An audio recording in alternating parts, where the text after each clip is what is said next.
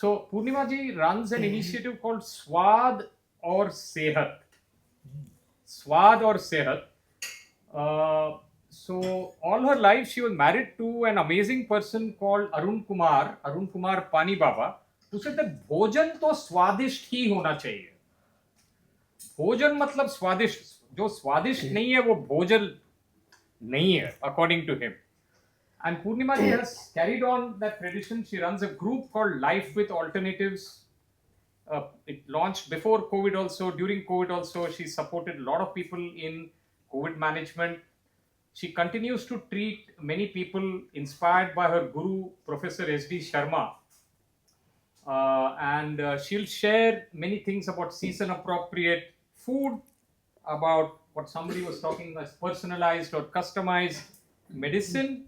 The title of her talk is How Can Self-Care Practices Improve Overall Individual Well-Being? And she's going to deliver this in Hindi.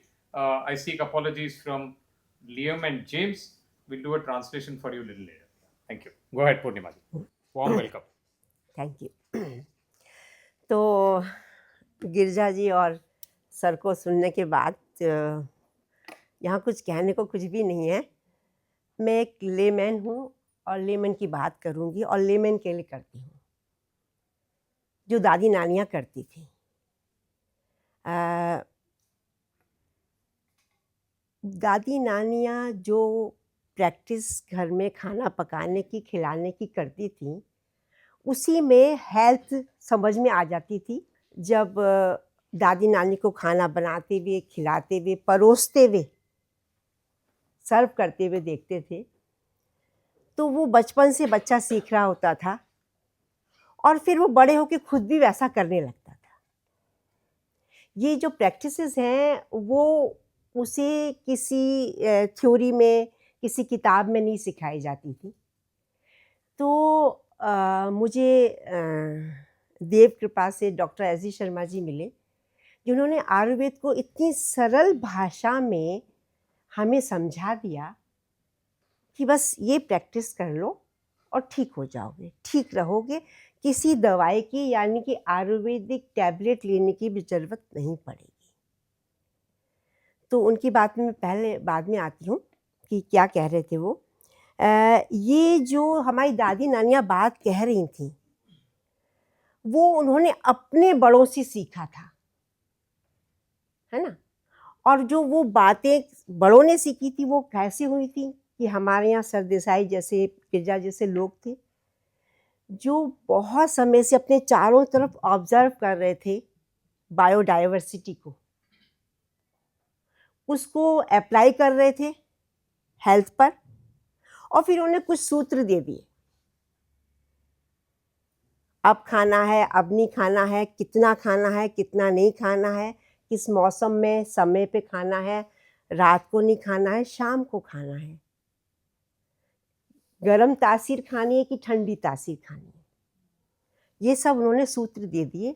वो सूत्र आज भी हमारे लोक कहावतों में, हमारे बहुत से गीतों में आज भी हैं. पर बीच में जो भी हुआ हमारे साथ हिंदुस्तान में गुलाम जहनियत हो गई और उस गुलाम जहनियत में जो नई समझ आई मॉडर्न मेडिसिन की उस पे हमारा ज़्यादा विश्वास हो गया. विश्वास क्यों हुआ? क्योंकि हमने कहा नहीं नहीं वो तो उस ज़माने की बात थी, उस समय की बात थी जब क्या क्लाइमेट था, क्या वेदर था. अब तो सब बदल गया है, अब हम कैसे माने. तो ये बात इतनी सी भी नहीं थी. बात ये भी थी कि चेंजेस हुए थे, ये बात सही है. लेकिन ये अच्छी बात हुई कि मॉडर्नाइजेशन जो है, मॉडर्निटी जो है वो हमारे यहाँ हमारे देश में पूरी तरह से फैली नहीं. क्यों नहीं फैली? क्योंकि हमारा जो गवर्नमेंट है उसका मनोबल थोड़ा डाउन है, हमारे कम्युनिकेशन स्किल्स अच्छे नहीं हैं, हमारे यहाँ सड़कें नहीं हैं. तो जहाँ सड़कें नहीं पहुँची, कम्युनिकेशन अच्छा नहीं था, गवर्नमेंट सर्वेंट काम नहीं करना चाहता था, छुट्टी में रहना चाहता था हमेशा। तो वहाँ अभी भी वो दादी नानियों का जो देशज ज्ञान था वो जिंदा रहा, उसके बीज अभी भी पड़े हुए हैं, बस उनको हमें फिर से फ्लरिश करना है। अब ये फ्लरिश हम कैसे करें? मतलब मैं तो ये बात कहती हूँ कि दादी नानियाँ जो बात कह रही थी सिर्फ वही बात कर रही हूँ, मैं किसी ग्रंथ की आयुर्वेद की उसकी बात ही नहीं कह रही, मैं बस उतने से आयुर्वेद की बात कह रही हूँ जो घर घर में था और प्रैक्टिस किया जा रहा था, और उसमें हम सब स्वस्थ थे।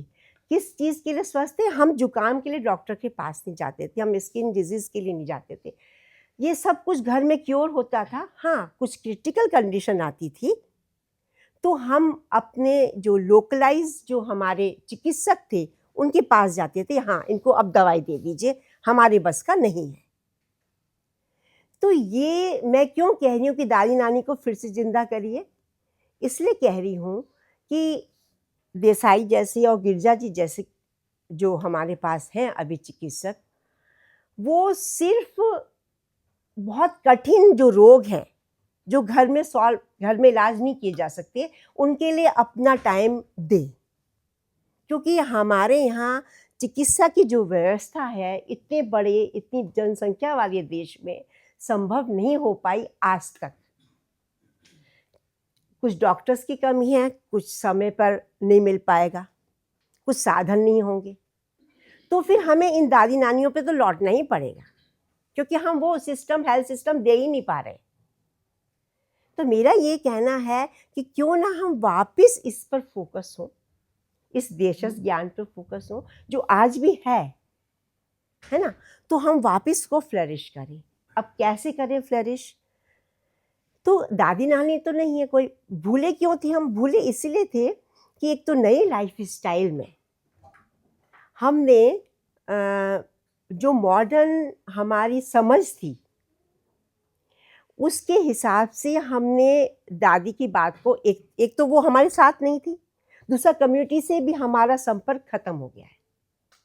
हम अपने में जीने लगे हैं और अपनी जॉब में जीने लगे हैं, कम्युनिटी से हम बहुत दूर आ गए, कम्युनिटी है ही नहीं अब हमारे लिए, अधिकतर मॉडर्निटी की बात कर रही हूँ।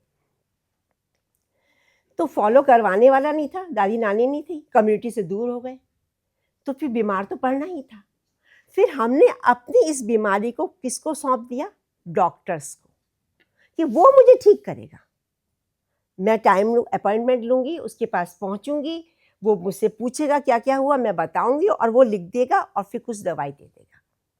हम डिपेंड हो गए डॉक्टर्स पर, जुकाम से लेके कैंसर तक। मेरा ये कहना है कि हम कैंसर के लिए तो डिपेंडेंट हो जाएं, वो तो हमें होना होगा, लेकिन जो छोटी मोटी हमारी बीमारियां हैं वो हम ठीक कर सकते थे।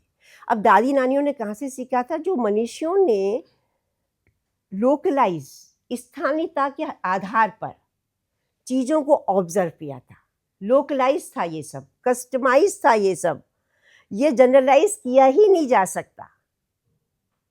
तो उन्होंने अपने स्थान के आधार पे, समय के आधार पे, मौसम के आधार पे कुछ चीज़ें प्रेस्क्राइब करी, समझी, और वो चूंकि खाने से जुड़ी हुई थी और दादी नानी खाना बनाती थी, तो वो उनसे लिंक हो गया और उनके मन में उतर गया और वो खाने के थ्रू सारे परिवार को स्वस्थ रखते थे। ये सिंपल सी बात थी। तो क्या ये सिंपल सी बात अब नहीं हो सकती? ठीक है, दादी नानी से आप दूर रहते हैं, आप कोई बात नहीं, हो सकती है, क्योंकि इसका जो बेस है, जो बेसिक प्रिंसिपल है, अगर आप उनको जान लेंगे तो कर सकते हैं। तो क्या हम एक कस्टमाइज सेल्फ केयर कोर्स नहीं कर सकते? वो क्या हो?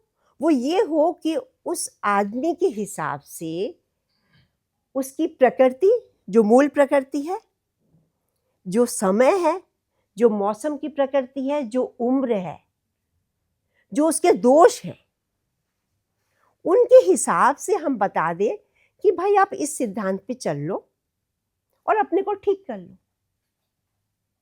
क्योंकि मैं अपने को ठीक कर सकी, मैं दवाइयों से हट गई। होम्योपैथी दवाई लेते थे, हमारे घर में होम्योपैथी की प्रैक्टिस थी।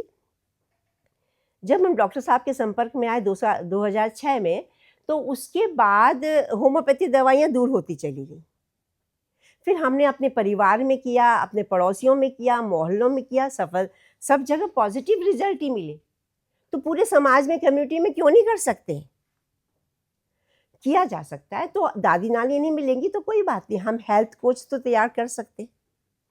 ऐसे हेल्थ कोच जिनको ये बेसिक जानकारी दे दी जाए, और फेथ भी पैदा करना है। और फेथ जो कम हुआ है किन्हीं भी कारणों से, वो फेथ पैदा करने वालों में हमारे डॉक्टर रश्मि जैसे लोग हैं, जिन्होंने मेडिसिन, मॉडर्न मेडिसिन भी पढ़ा।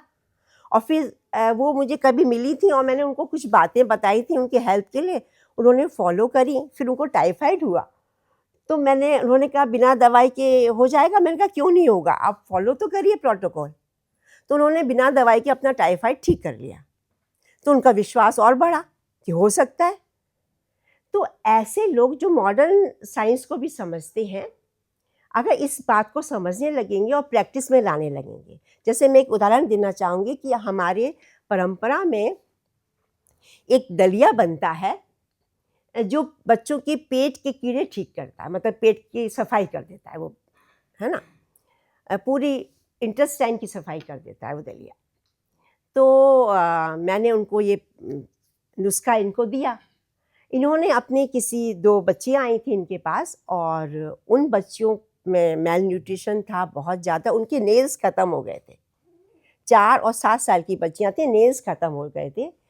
इन्होंने उन नुस्खे की ना मराठी में चिट्ठियाँ बना रखी हैं, तो इन्होंने पकड़ा दिया कि ये ले जाइए, इसको फॉलो करिए और फिर मेरे पास आइएगा 15 दिन बाद। क्योंकि वो तब तक बहुत मेडिसिन बच्चे खा चुके थे, और डॉक्टर देसाई का एक आयुर्वेद का आयुर्वेदिक का नुस्खा भी दे दिया उनको।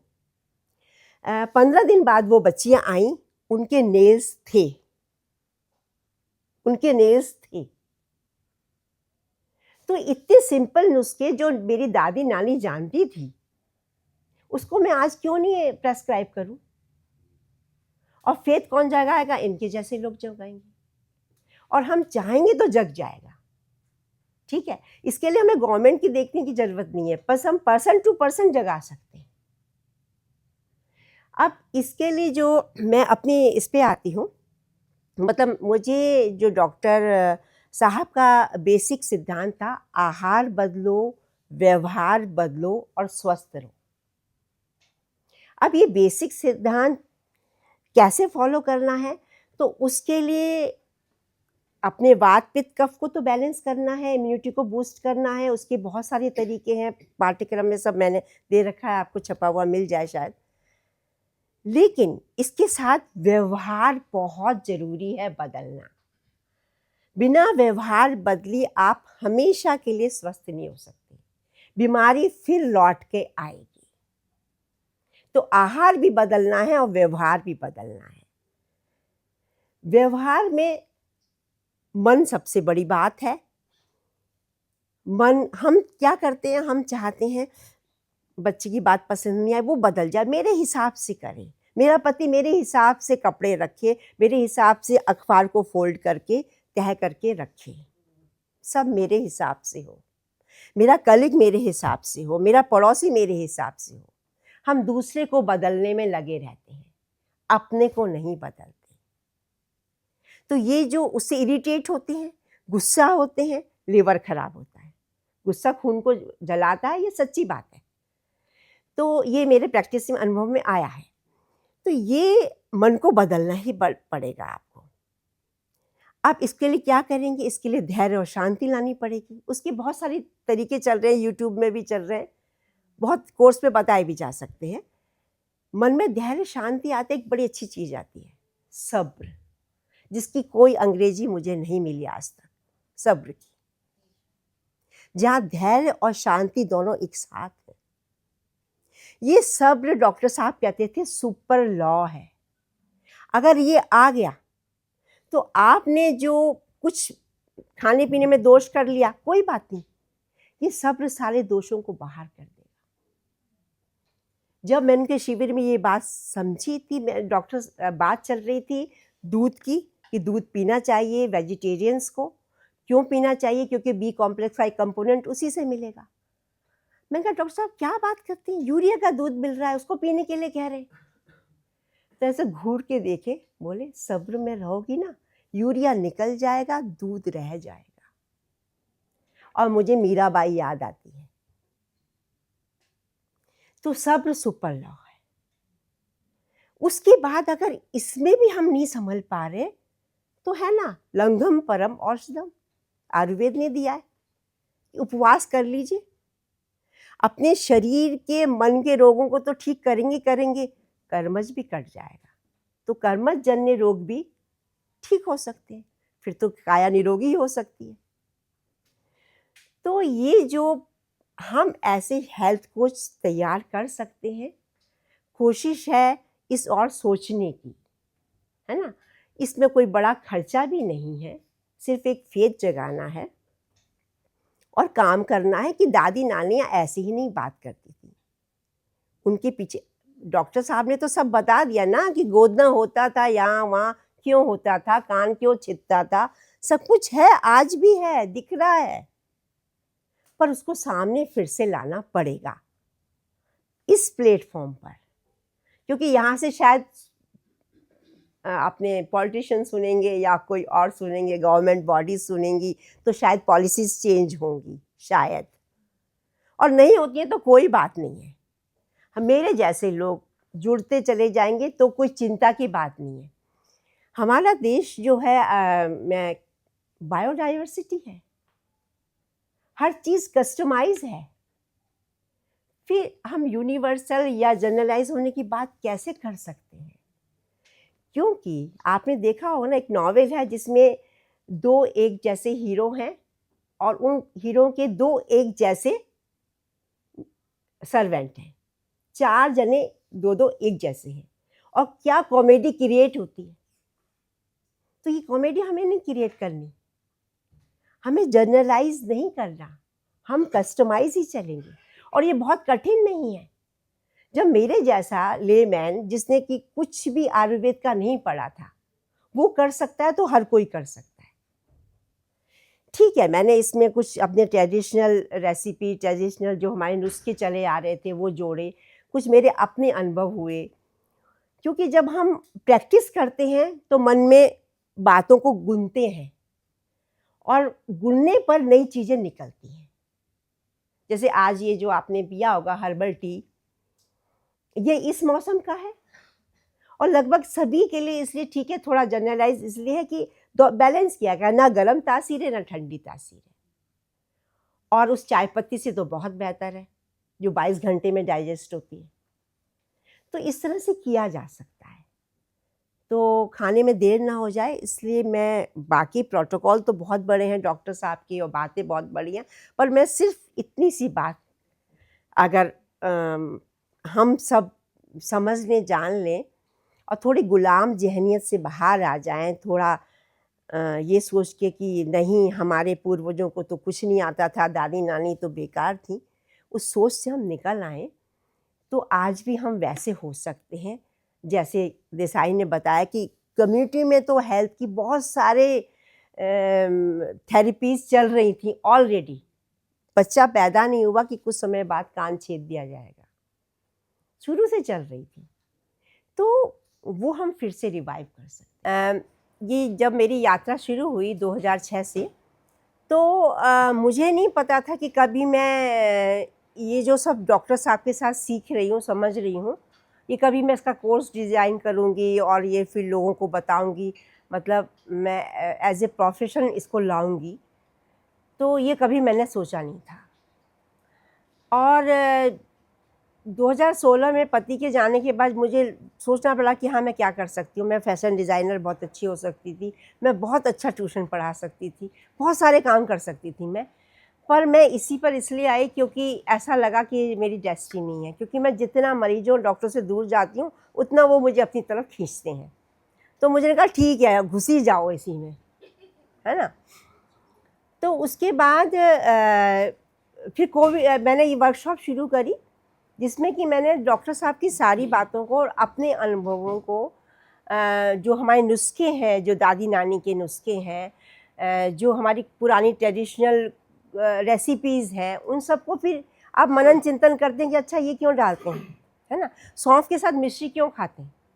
तो हर चीज़ पे भी ध्यान जाता है। तो वो सब मैं जोड़ती चली गई और एक 12 घंटे की बात है, सारी बातों को 12 घंटे में लाई, क्योंकि आजकल टाइम नहीं है किसी के पास। तो 12 घंटे में लाई कि 2 घंटा रोज़ सुन लो, तो 6 दिन में आप अपने को स्वस्थ कैसे करना है इसकी शुरुआत कर सकते हो। एक बेसिक कोर्स से आप अपनी शुरुआत कर सकते हो, और अगर आपने उस प्रोटोकॉल को फॉलो कर लिया तो आप फिर हम 80% बीमारियों से दूर हो जाती हो। फिर तो Yeah, just for Liam and James, she says she interacted with an amazing healer who was a professor in this institute, Dr. S.D. Sharma, and based on understanding, implementing his teachings in her own life, she developed a 12-hour course which any of us can take, which is offered in a vernacular language, which can tell you how to choose your food according to your own physical constitution, according to the climate around you, according to any minor ailments that you have, and you can be on the road to complete health. बिल्कुल। तो उस basic को जानने के बाद जब आप अपने शरीर को समझना शुरू करते हैं, तो फिर धीरे धीरे आपको समझ में आ जाता है कि आप इस वक्त मुझे क्या खाना है, नहीं खाना है, कैसे खाना है। और ये वो बच्चे भी हमारे साथ जुड़े हैं जो नाइट ड्यूटी करते हैं, और वो भी अपनी हेल्थ को ठीक कर रहे हैं, है ना? तो इस नए लाइफ स्टाइल में भी ये अप्लाई हो सकता है। और ये मुझे नहीं पता था कि ये इतने चमत्कार मुझे अपने जीवन में दिखाएगा। किसी ने कहा 7 साल हो गए, मुझे एक बेबी और करना है। मैंने कहा कर लो। नहीं, हो नहीं रहा है, सब इलाज हो गए। तो मैंने कहा प्रोटोकॉल ढंग से फॉलो करो, अपने अंदर को बिल्कुल नेचुरल बना दो, तो बॉडी नेचुरली काम करेगी ना। तो बॉडी को नेचुरल बनाना सीख लो, तो नेचुरल आप अंदर से बनाएंगे, वो अपना नेचुरल वर्क करेगी। यहाँ तक कि एक 42 इयर्स की लड़की जो ऑस्ट्रेलिया में रहती है आजकल, उसने शादी करी। उसने कहा मुझे जल्दी बच्चा चाहिए क्योंकि मेरा तो मेनोपॉज का समय आ रहा है। उसने डर के मारे एग भी प्रिजर्व कर लिए। अरे मैंने कहा ऐसा मत कर, ईश्वर पे अपने पे विश्वास रख, है ना, और नेचुरल हो अंदर से। पर आजकल के बच्चे हैं। So she is talking of a 42-year-old woman from Australia, married, who wanted to have a child as early as possible. She was 42 years old and afraid that menopause is approaching. I want to have a baby quickly. And based on natural principles of keeping your body clean, healthy, and well maintained, she could conceive a baby naturally, and natural childbirth happened.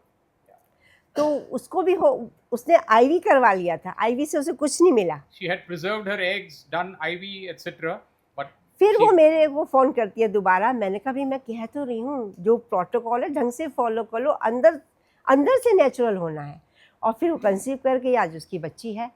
तो ऐसे चमत्कार। और ये नहीं, एक cancer भी मेरा America में ठीक हुआ।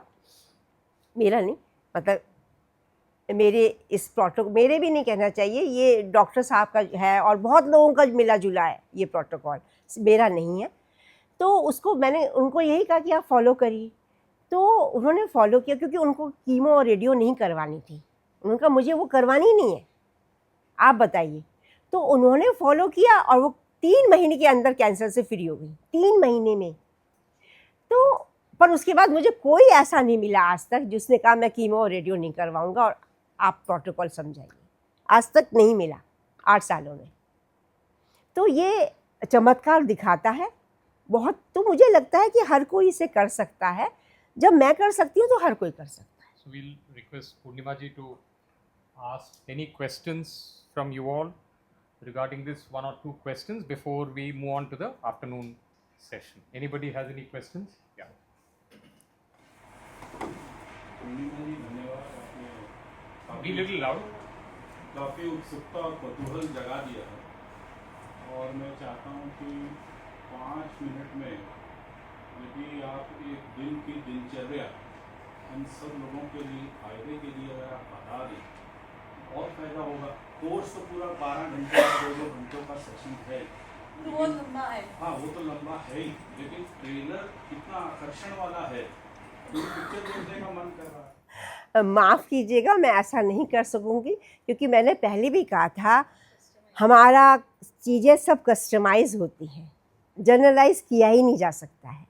और मैं अपने कोर्स में कहती हूँ कि कम से कम 5 लोग आओ, क्योंकि 5 तरह के कॉम्बिनेशन बनेंगे तो सब लोग डिटेल से बातों को समझेंगे। तो हर किसी का अपना इलाज है, हर किसी का, ये जनरलाइज नहीं हो सकता। कुछ मोटी मोटी चीज़ें जनरलाइज है ऐसी चीज़ें कि आंवला अमृत फल है, हर कोई खा सकता है, किसी भी समय खा सकता है, कोई भी खा सकता है, दुनिया का कोई भी आदमी, और उसको चमत्कार करके बताएगा। कान में बहरापन हो चुका है, बहरापन ठीक हो जाएगा। अनार है, अमृत फल है। तो ऐसा है आयुर्वेद में कुछ चीज़ें जो आपको अमृत फल की तरह काम करती हैं, वो जनरलाइज हो सकती हैं, लेकिन जड़ से रोग को मिटाना है तो कस्टमाइज होना ही पड़ेगा, है ना। कुछ खाने पीने के रूल हैं जो जनरलाइज किए जा सकते हैं। समय की भूख का नहीं खाना, स्वाद की भूख का नहीं खाना, आँखों की भूख का नहीं खाना, अच्छी भूख लगे तो खाना है। अब अच्छी भूख की एक स्टोरी सुना दूँ, अब आएगी ये बात। तो डॉक्टर साहब ने सुनाई थी। एक गुरु और शिष्य घूम रहे थे भिक्षा लेने के लिए, और शिष्य यंग था, 17-18 साल का। उसने कहा गुरुजी आज तो जलेबी खाने का मन हो रहा है। गुरुजी ने कहा कोई नहीं, मिल जाएगी भिक्षा में, खा लेना। अब बेचारे घूमते रहे, रोटियां मिलती गईं, जलेबी मिली नहीं। उदास हो गया। गुरुजी ने कहा उदास मत हो, मैं इन रोटियों की जलेबी बना दूंगा। अब जब वो झोंपड़ी में पहुंचते हैं, उन्होंने कहा इस कपड़े में बांध ले। मलमल के कपड़े में रोटियां बंधवा दी, झोंपड़ी पे टांग दी। गुरुजी बन गई? नहीं, बैठे रहे, अभी नहीं बनी। अच्छा गुरुजी अब बन गई? नहीं, अभी नहीं बनी, बैठे रहो। वो पूछता रहता, गुरुजी मना करते रहते।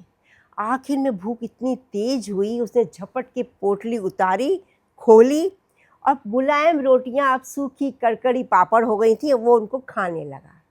जब वो उनको खा रहा था तो गुरुजी पूछते हैं बेटा जलेबी कैसी है? शिष्य कहता है गुरुजी बहुत मीठी है। तो भूख का आलम ये होना चाहिए कि सूखी रोटी जलेबी का स्वाद दे, जिसे हम लोग नहीं पहचानते। बच्चा तो मोबाइल देख के खाना खाता है, छोटा 2 साल का बच्चा हो या 5 साल का। क्रिकेट मैच देख के आप खाना खाते हैं, भूख का खा रहे हैं, नहीं खा रहे, तो रोग तो वहीं से शुरू हो गया। तो ऐसे कुछ नियम जनरलाइज हैं, आहार विहार में है, लेकिन कस्टमाइज, अधिकतर customise. We'll take one more question. Any other question? Mahipal, comment. Okay, comment. In charge of comments, Mahipal. Yes, go ahead. Yeah, बताइए. मैं ये कहना चाहता हूँ कि आप कि ये हमने प्रैक्टिकली हम काम कर रहे साल 6 ग्राम हो गया, मुझे महसूस हुआ। और जो पहले एक सूझिया बनता था, हाँ सो और वो बड़ा टेस्टी होता था और यूजफुल होता था, जी, वो बिल्कुल खत्म हो गया। उसको हम शुरुआत करने का प्रयास कर रहे हैं। दूसरा एक और स्वीट होता था जो गुड़ तरह की थी, इसको बोलते थे राब। वो राब भी खत्म हो गई सब मिल गया, और उसको इस मौसम में गर्मी हो रही है, इसके साथ रोटी के साथ खाते थे तो बड़ा इंजॉयमेंट होता था। तो अब वो सब मेडिकली भी यूजफुल थे। तो ये भी कहते जा रहा हूँ जी। दूसरा I am very grateful to professor साहब कि मैडम से मैं मिला, अरुण की बात करें, जो पानी बाबा जिनको कहते थे उनके साथ भी घूमे, सोशलिस्ट उनके साथ बहुत सारी चर्चा हुई और बहुत सारा ज्ञान का आदान प्रदान हुआ। Thank you. Thank you so much. There are 2 more tiny creatures and big creatures. We take the tiny creature. Yeah, Thank you for sharing your knowledge. a little loudly. Thank you for sharing your knowledge, ma'am. The questions are a little complex. I might need help translating this as well. ये मेरे खुद के experience से ही I am basing it on that, क्योंकि मैं बचपन में काफ़ी बीमार रहती थी और Ayurveda has played a role because my mom got every health science in the house to help.